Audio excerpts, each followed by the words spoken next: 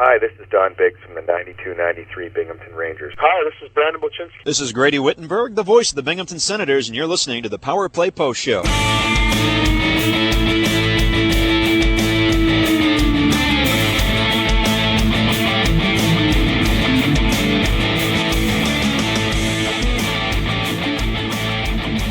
Here is another Power Play Post Show interview exclusive with Bob Howard. And welcome back, everybody, to the Power Play Post Show.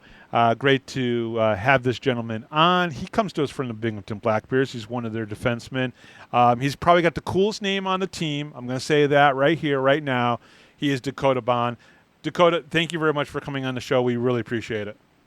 Yeah, thank you for having me. I'm super excited. So, Dakota, obviously, another string of an Adrian Bulldog joining the Binghamton Black Bears and everything. And I know we were talking about it a little bit off the air, but I'd love for you to address this yourself. An easier transition having guys here that you played with in college and everything. It makes it a little bit easier to transition a little bit from the college game to the program, knowing that you got guys here that you've eaten dinners with and lunches with, and you've maybe hung out with and stuff like that. Talk a little bit about that transition, because I know you played 4 games with Roanoke and then came down here to Binghamton and everything, or came up to Binghamton, depending on how you look at geography these days, and you got to see some familiar faces. That helps a lot, right?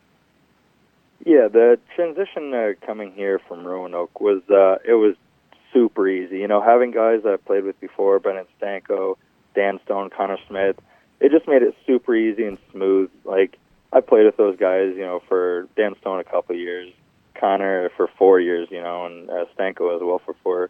So it just made it super, super easy. Like, I know kind of their tendencies, and playing with Dan Stone, as my D partner is super easy because he's more of a relaxed player. I can rely on him and everything. And I know that if I'm going to give him the puck, he's going to do something good with it instead of kind of just throw it away. And, Connor Smith, he's a goal scorer, and he's probably one of the most skilled guys that I know, which is super nice to have on my team. So there's always that confidence back there that, I have guys on my team who can play real hockey, which is very nice and makes it easier on me.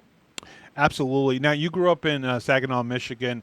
Talk about what sports is like for a youth, athlete. I'm going to guess there's football, baseball, hockey. There's so much to choose from. Even basketball is huge in Michigan and everything, especially on the college level as well and everything. Talk about what youth sports is like for a youngster, like yourself. What did you play? Did you play anything else other than hockey as well? Yeah, growing up, sports is basically the only thing I did. I played basically any sport you can think of. I played hockey, traveling. I played a little bit of basketball. I was younger in school. Soccer was a big one. I was kind of forced to play because trying to keep my endurance up and everything. And then, baseball was another massive one. No football or just not too much basketball. But yeah, I tried to play like the more skilled sports. Didn't really want to hurt myself too much in football, which was pretty nice. Now, you said you played travel hockey, as a youngster and everything. Was it because your school didn't have a hockey team? How did that work? How does that work in Michigan? Because here in obviously New York, there's a lot of different levels, and you could play travel, you could play for a school. What's it like in Saginaw? Yeah, so we had a high school hockey team, which was a mix of 3 high school teams put together. And I always thought that wasn't really the route for me. Like, I didn't want to play high school and just do it for the fans. I wanted to get scouted and kind of travel all over. We went to Indiana and Ohio and just other states, which is super nice. Kind of get that exposure, play against some of the top kids in the country, and which made it super nice because what kind of competition you're going against, and just like that higher level of play. What would you say? I mean, because Minnesota and Michigan, I'd say Massachusetts, even a good portion of New York, there's a lot of very good youth hockey out there. But talk a little bit about Michigan and how it's kind of structured because, again, you play travel, so you went to different states and saw different things, and you wanted to get scouted and everything. But there are many different layers of hockey in Michigan, correct? Yeah, there's. It's hard to count how many there are. Just growing up through the process. You got your Adams, your Pee Wee, your Mini Mites, everything like that. So you can start traveling. As little as probably like 12, 13 years old. And we have in Michigan some of the top teams in the nation. They're very, very hard teams to get on. They're very skilled players. The kids are from all over the world. Like you got your Honey Bake, your Little Caesars, your CompuWare. So it's pretty tough. So I decided when I was in my teens I'd go and play junior 30 minutes north of my hometown, which kind of got me a lot of experience when I was younger, being 15 years old, playing against grown men, 21, 22-year-olds at the time, which I felt helped me phenomenally, like just playing against the older style guys, and they're trying to hate you as hard as they can. You're just 15 years old skating around the ice. So I kind of had to adapt and kind of learn to be more of a skilled player, and being big myself, I could take a hit, but I didn't normally choose to get hit by these big men. Absolutely. Now, when you went to go play for Chatham and, in the Greater Ontario Hockey Junior League, can you talk a little bit about what it was like to play in that league specifically? Yeah, that was a great time, great league, a lot of skilled hockey. Playing in Chatham was very nice. We were treated very well. The fans were fantastic. We played a lot of good teams around us as well in our horseshoe conference, we called it. It was like a more skilled league. My first year, I got to wear a visor. There was a lot of fighting, and then my next couple of years, we had to wear cages because some kid got his teeth knocked out to a puck.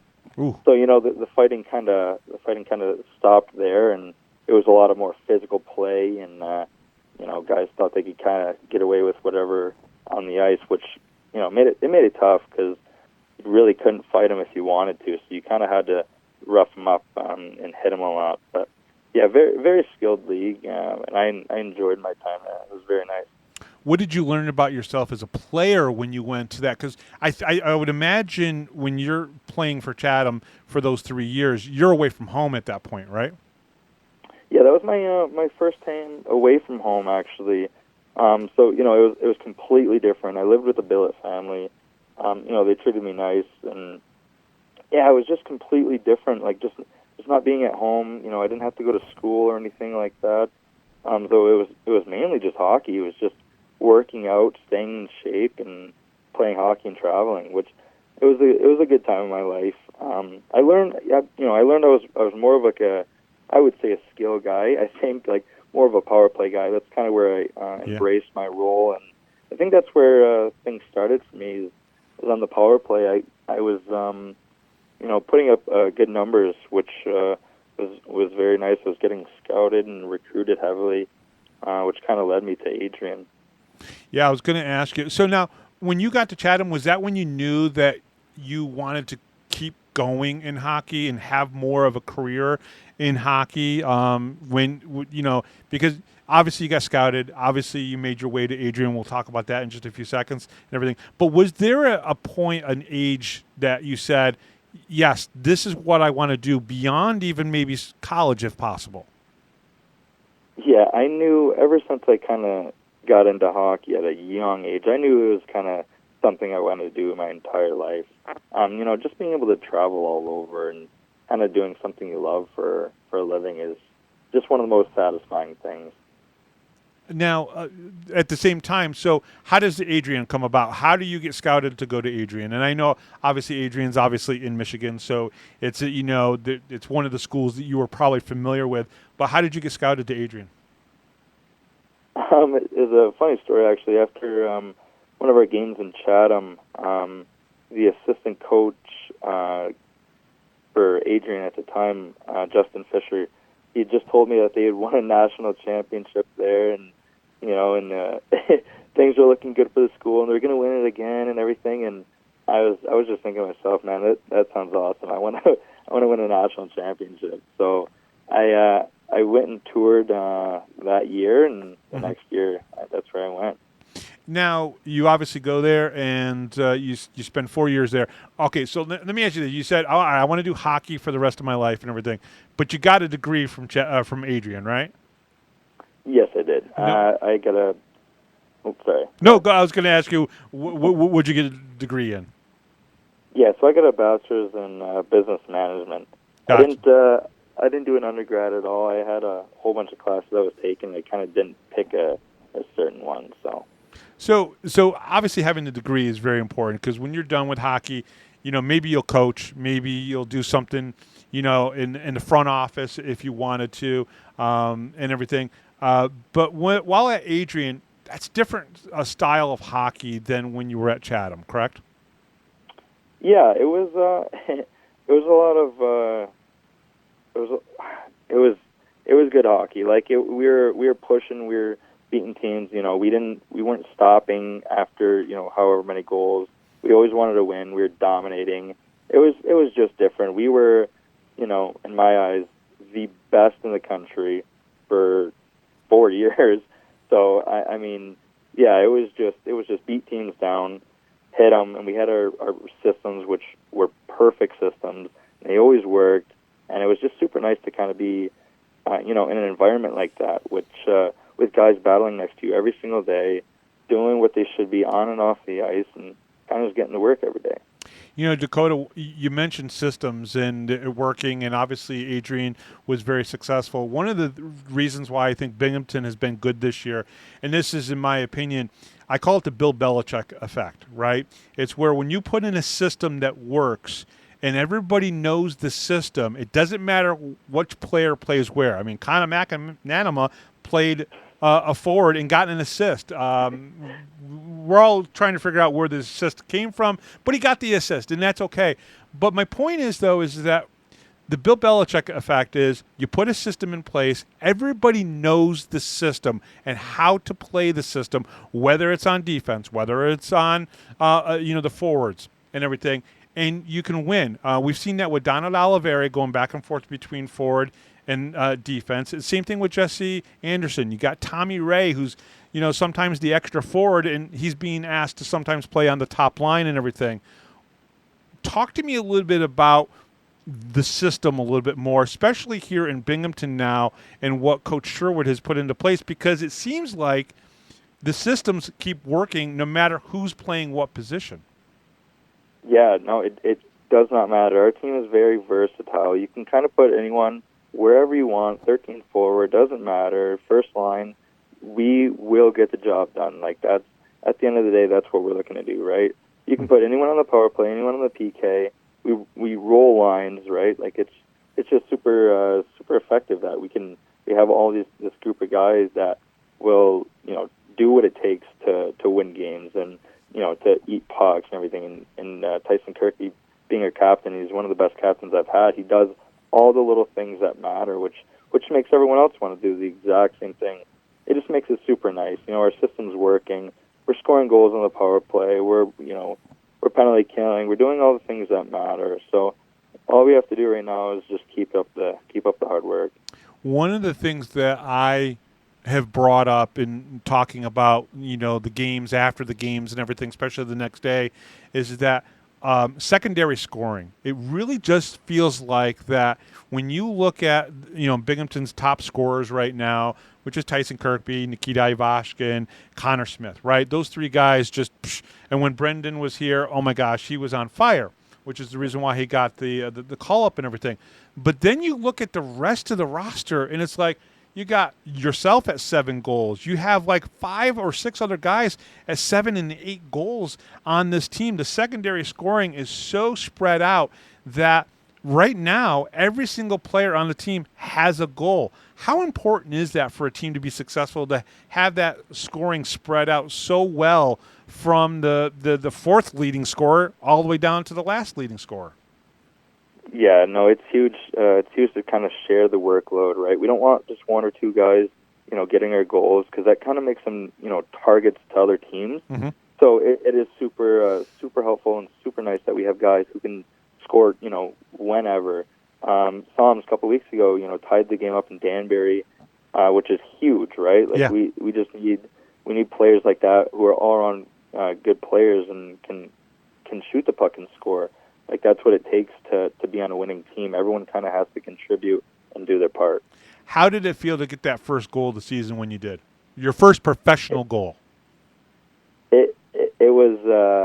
It was fantastic. Words are hard to explain how awesome it felt. It was truly one of a kind experience, especially being in Binghamton. The fans are great. Everyone's awesome. Teammates are just firing you up. Like you're just super excited. So yeah, it was probably one of the best feelings I've had. Now, it was against the River Sharks here in Binghamton on December 1st. Do you remember the play? Do you remember the shot?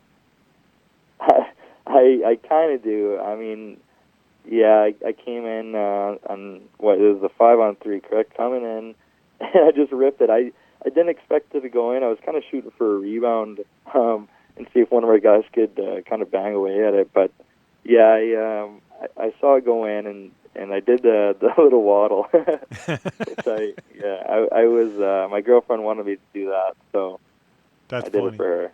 That's funny.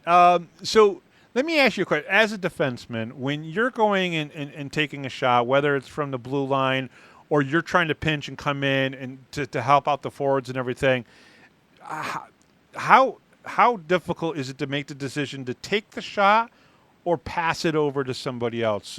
Is there more to it than just, okay, there's Tyson, I need to get it over to him, or how do you make that decision? Yeah, so a lot of times I'm reading off the goalie. I know that if I pass to anyone on the team, they'll most likely bury. So I'm not worried about that. It's more of if I think I can beat the goalie, like how far I can walk in, and then it's kind of like a last second decision. If I can get the goalie to bite and pass it over for an empty net, I'll do that 100 out of 100 times. But if I fully believe that I can put the team up and get one on the board, then I'll shoot it. I'll shoot the score all day long.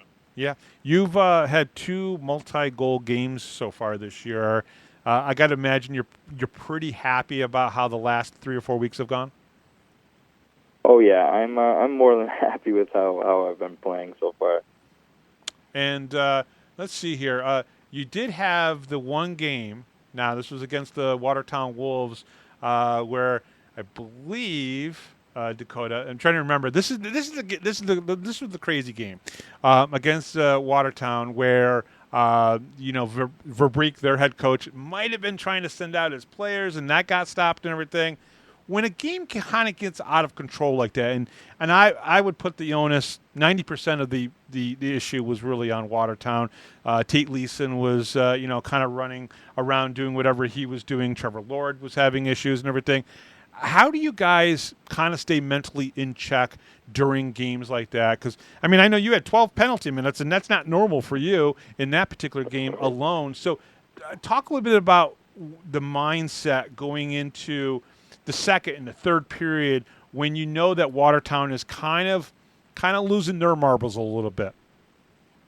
Yeah, in between periods, we kind of just talk and say we got to keep our heads, nothing stupid. Like, we want all of our guys to be playing. We don't want to have to be killing and on half the game, which makes it just hard for both teams. Like it kind of tires our guys out because we have our PK guys and they get gassed, and then we don't have guys getting on the ice, which just is all around not good for us. But yeah, we just have to keep our heads composure, and that game particularly was not my best, but Leeson was kind of getting under my skin, and I didn't do too much, I don't think, to get that penalty, but I guess the ref decided that to give it to both of you. Both going. Yeah. Was it something that Leeson was saying? Was it something that you said back to him? Why do you think that there was that animosity, not just between the two of you? And I don't think you have animosity really against most of your opponents yet this year. I mean, you're only a couple months into your pro career and everything. But what do you think it was? Was it more about they just couldn't keep up with the Black Bears, and sometimes that's how teams react to that? Yeah, a lot of the times that's what it comes down to is the other teams really can't keep up with us with their speed or physicality and everything like that. So they're just trying to get under our skin, take us to the box and kind of doing whatever they can to get us off our game, which I can respect that. But when they get dirty and they're hitting from behind or punching guys in the face, jumping guys, that's kind of where I draw the line. And I think we kind of just got to stand up for ourselves and not let that happen. You've only been here for a couple months. Do you still feel the rivalry between the Black Bears and the Hat-Tricks? It's funny. The first game I played against them, all the guys were riled up, and me being my first game against them, I kind of didn't see what they saw.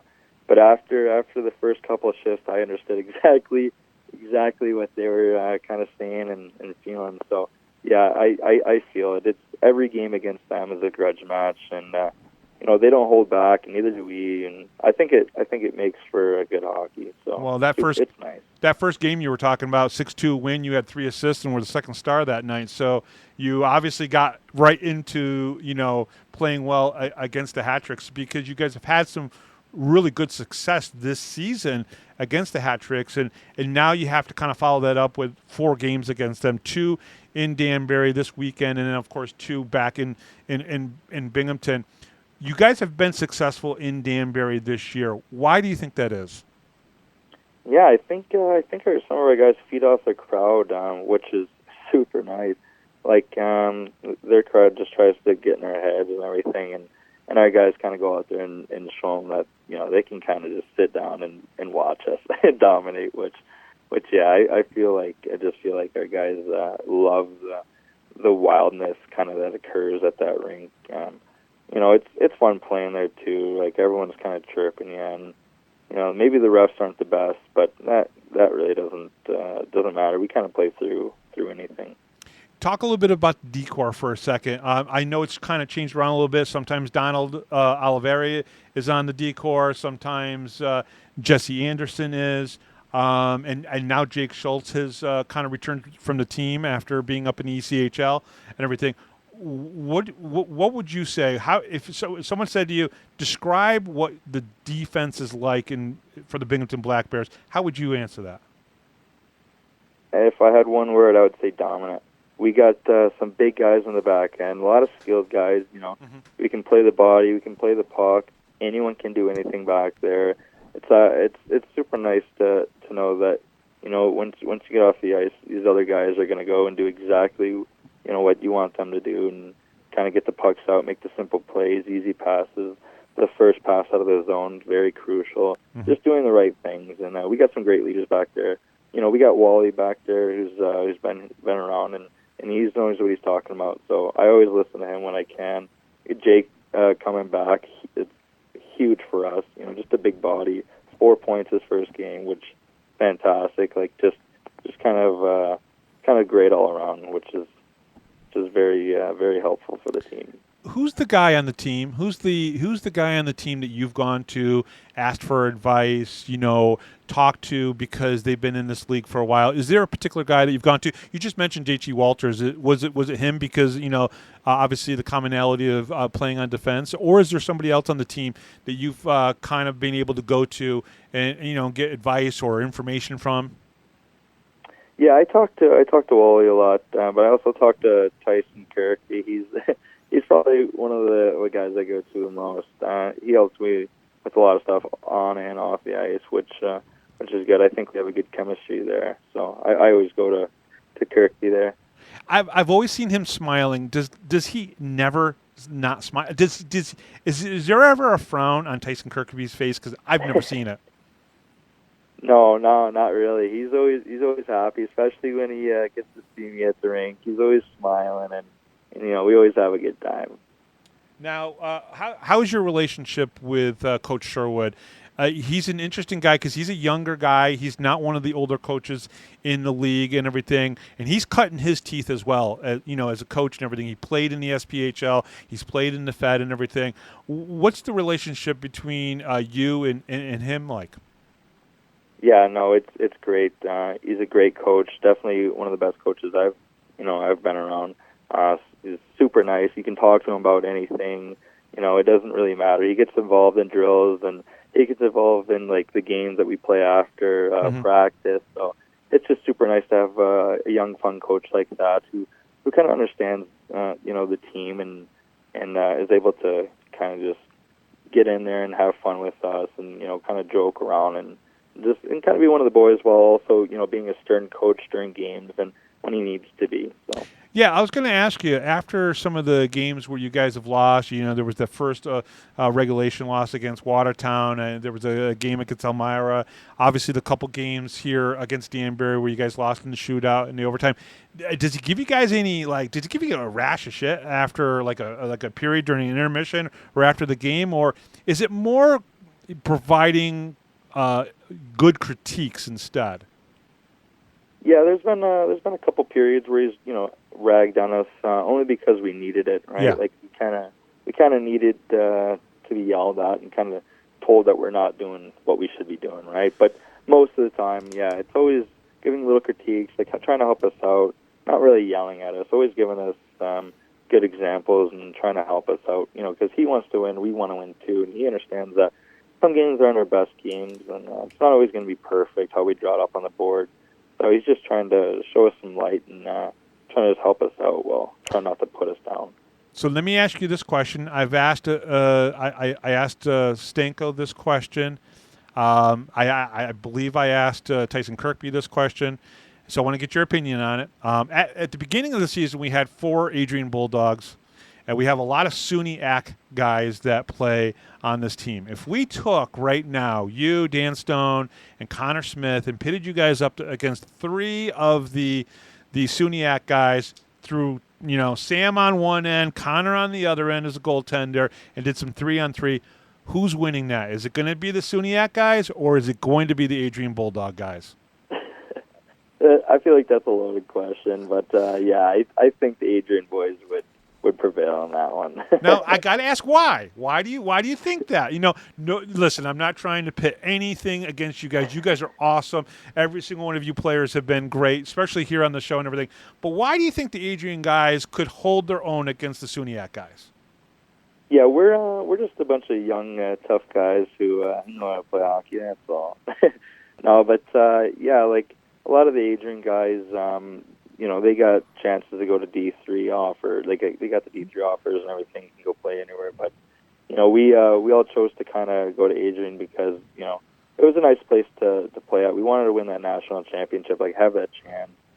For a couple of us, it was close to home, which just made it a lot easier. Like I didn't want to travel, to Buffalo and be 8 hours away from home or whatever it was. So I chose the couple hour trip to Adrian, which was nice for me. I think it was the best fit for me. So one of the guys on the team, because obviously you have the Adrian guys who, winning a championship in college is important because you guys have done something that a lot of people don't get to do and everything, right? Gavin Yates, I believe, won a championship, I think, in the past as well. How driven are you guys to kind of complete this story? You're about halfway through right now. At the end of this weekend, half of the games would be played. How important is it for you guys to kind of finish the story and bring home a title? Yeah, that's our goal right now. And for me personally, that's my biggest goal. I want to help the team as much as I can.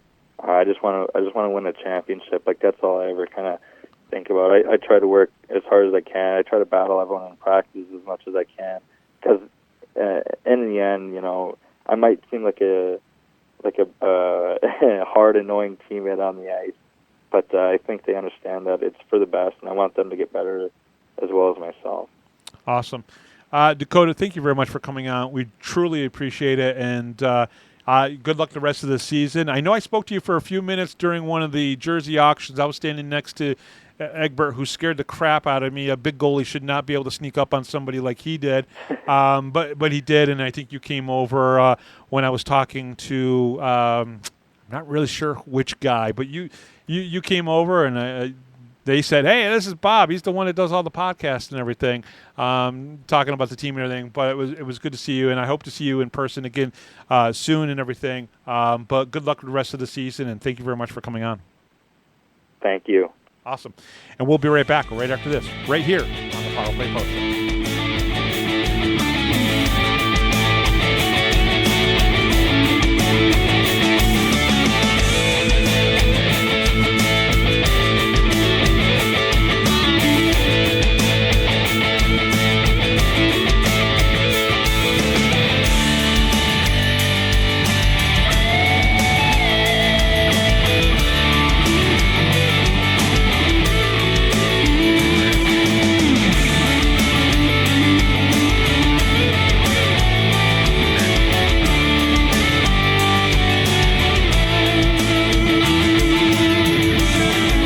Thanks for listening to this edition of the Power Play Post Show. Be sure to tune in next week to the Box Studios Radio Network for all the latest Black Bears news and interviews from around minor league hockey. The Power Play Post Show would like to thank John Patitucci for all the music you hear on the show. You've been listening to the Power Play Post Show.